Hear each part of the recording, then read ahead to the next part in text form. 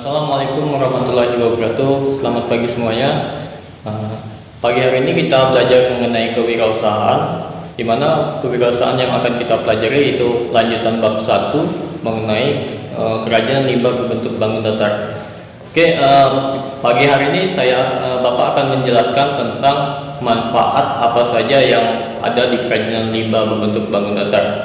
Ya, yang pertama itu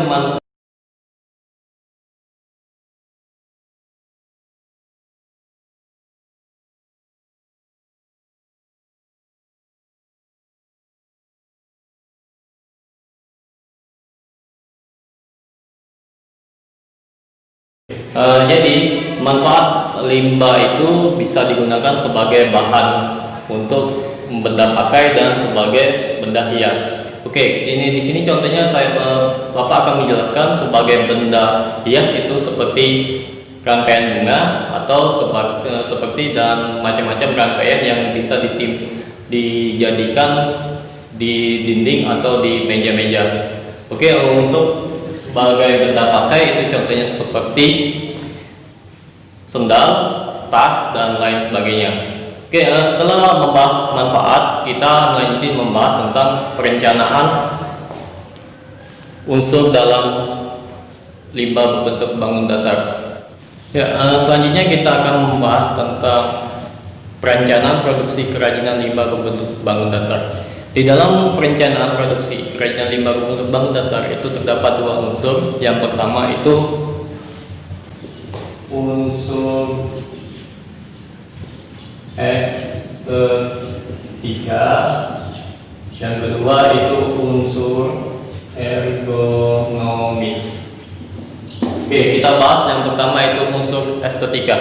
Unsur estetika itu ialah unsur yang memiliki nilai keindahan. Jadi unsur estetika itu memiliki nilai keindahan, nilai kegunaan. Jadi beda unsur estetika itu dia keindahan, dan unsur ergonomis itu ialah nilai kegunaannya. Sampai sini kita bisa melihat dua perbedaan ini ya.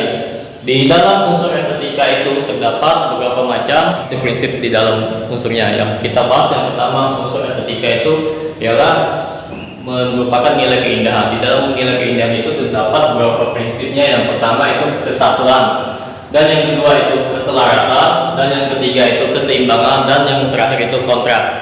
Jadi prinsip tersebut itu menyangkut tentang nilai keindahan dari bahan yang akan kalian buat. Yang kedua itu unsur ergonomis. Ergonomis itu ialah kegunaan nilainya. Di dalam nilai kegunaan itu terdapat prinsip-prinsipnya. Yang pertama itu keamanan, yang kedua itu kenyamanan, dan ketiga keluasan atau flexibility. Jadi di sini kalian sudah terpikir kan bagaimana barang yang akan kalian buat sesuai dengan prinsip-prinsip yang ada di unsur estetika dan unsur ergonomis. Selanjutnya kita akan membahas tentang BIP. Atau sebelum kita membahas BIP, kita akan membahas dulu tentang promosi ya. Dimana promosi ini adalah suatu nilai untuk kalian menjual hasil produk yang telah kalian buat tersebut. Selanjutnya kita akan membahas tentang promosi. Promosi itu ialah suatu kegiatan pemasaran yang memperkenalkan suatu produk kalian ya. Contohnya, kalau kalian ingin menjual suatu produk yang telah Bapak suruh kemarin, keset kaki. Di dalam kalian ingin menjual promosi atau keset kaki tersebut, kalian harus mengetahui strategi promosi terlebih dahulu. Apapun promosi strategi itu, yang pertama itu tentang periklanan. Periklanan itu bisa kita lewat media sosial dan juga bisa lewat acara-acara TV, tetapi lebih dominan ke media sosial ya. Kemudian yang kedua itu penjualan tatap muka atau face to face ya. Jadi kalian langsung menjual itu dengan orang tersebut ya. Jadi orang tersebut kalian kenalkan barangnya, dan itu namanya penjualan tatap muka. Kemudian lagi publisitas.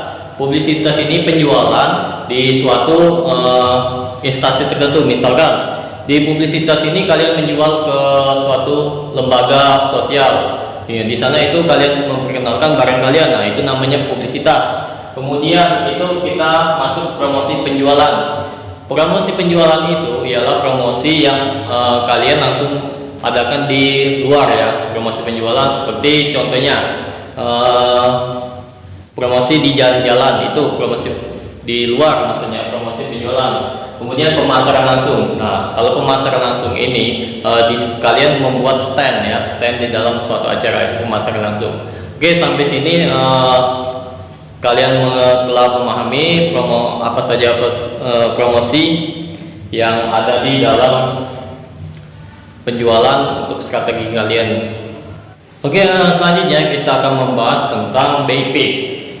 Nah, BIP ini ialah untuk menentukan hasil dari penjualan kalian, di mana kalian tidak mengalami kerugian dan tidak mengalami keuntungan, atau yang disebut kita balik modal ya. Jadi BIP itu adalah suatu keadaan di mana tidak mengalami kerugian dan tidak mengalami keuntungan ya. Jadi dia balik modal. Oke, rumus BIP itu ada dua. Yang pertama BIP unit dan kedua BIP harga ya. Untuk BIP unit ada sebelah tangan Bapak rumusnya. Oke. Dan yang kedua itu BIP harga. BIP harga itu ada di sebelah tangan Bapak rumusnya. Oke. Setelah kalian menyimak rumus tersebut, di sini Bapak akan langsung memperagakan contoh dari rumus dari dua BIP tersebut, BIP unit dan BIP harga. Oke, langsung simak saja, kita langsung ke pembahasan soal dalam BIP rumus ya. Oke, di samping Bapak itu sudah ada contoh dari soal BIP ya. Di sini contohnya itu tentang rencana penjualan. Dan dalam rencana penjualan ini terdapat dua barang, yaitu barang A dan barang B. Dan kemudian ada juga namanya variabel A dan variabel B. Beda variabel ini itulah bahan-bahan pembuatan barang ya. Ini variabel contohnya. Sedangkan produk ini ialah barang tersebut. Misalkan produk ini A-nya keset kaki, B-nya lap tangan ya. Itu contohnya. Variabel A-nya berarti variabel keset kaki, dan variabel B itu variabel lap tangan. Oke. Di sini setelah kalian mengetahui nama produk, kalian harus mengetahui jumlah unit. Jumlah unit itu ialah total dari keseluruhan yang telah kalian buat dari produk kalian. Misalkan keset kaki itu contoh jumlah unitnya itu 15.000 ya. Sedangkan untuk lap tangan atau produk B-nya itu 10.000 ya. Jadi dia dibuat jumlah totalnya ada 15.000 untuk keset kaki dan 10.000 dalam lap tangan. Kemudian setelah kalian ada produk, berarti ada harus harga jualnya ya. Di sini kita buat harga unit. Jadi satu unit itu dijual untuk A atau keset kaki itu sekitar 1.000 ya. Kemudian untuk produk yang B itu dijual dengan harga 750.000 per unit. Oke. Setelah ada jumlah dan harga itu dikalikan dulu ya. Untuk mengetahui total biaya ya. Jadi 15.000 dikali 1.000, ini dikali ini dikali ini, dapatlah hasilnya seperti ini ya. Sama ini juga variabelnya juga dikali, setelah ada harga dan ada variabel ya, dikali juga, ini dikali ini ya. Nah, jadi hasilnya seperti ini nanti. Oke, setelah kalian kali itu dapatnya itu 5, hasilnya seperti ini ya. Jadi untuk produk A totalnya itu 15 juta dan produk B itu totalnya 7.500.000, dan untuk biaya variabel A-nya itu 7.500.000 dan variabel B-nya itu 3 juta ya. Nah, atau kalian bisa simak di buku halaman 53 dan 54 ya. Oke, selanjutnya setelah kita mengetahui harganya, itu total biaya dalam produk ya, produk A dan produk B. Di sini kalian ada soalnya biaya totalnya itu 5 juta per tahun. Biaya total itu ya. Jadi biaya yang tetap ya. Kemudian yang ditanya itu BIP harga, BIP produk A dan BIP produk B. Oke, silakan kalian simak di buku halaman 53 dan 54 ya selebihnya. Di sini langsung Bapak jawab ya. Setelah tunggu sebentar. Oke, kita langsung menjawab itu tentang yang A-nya, BP harga keseluruhannya. Di dalam rumus BP harga itu total biaya dibagi 1 dikurang total biaya variabel dibagi total penjualan. Oke, kita masukkan langsung nilainya. Yang pertama total biaya. Total biayanya itu 5 juta ya, dibagi 1 dikurang total biaya variabel. Nah, total biaya variabel dikarenakan ada 2 produk ditambah, jadi total 7.500.000 ditambah 3 juta ya. Jadi 7.500.000 itu total biaya variabel A dan 3 juta itu total biaya variabel B. Dan kemudian dikurang total penjualan. Penjualannya sama ya, karena ada produk A dan produk B dimasukkan total biayanya penjualan. Ya, jadi 15 juta ditambah 7.500.000 ya. Oke, kita selesaikan langsung dibagi ya, 7.500.000 ditambah 3 juta, 15 juta ditambah 7.500.000 dan hasilnya itu langsung dibagi menjadi 0,47 ya.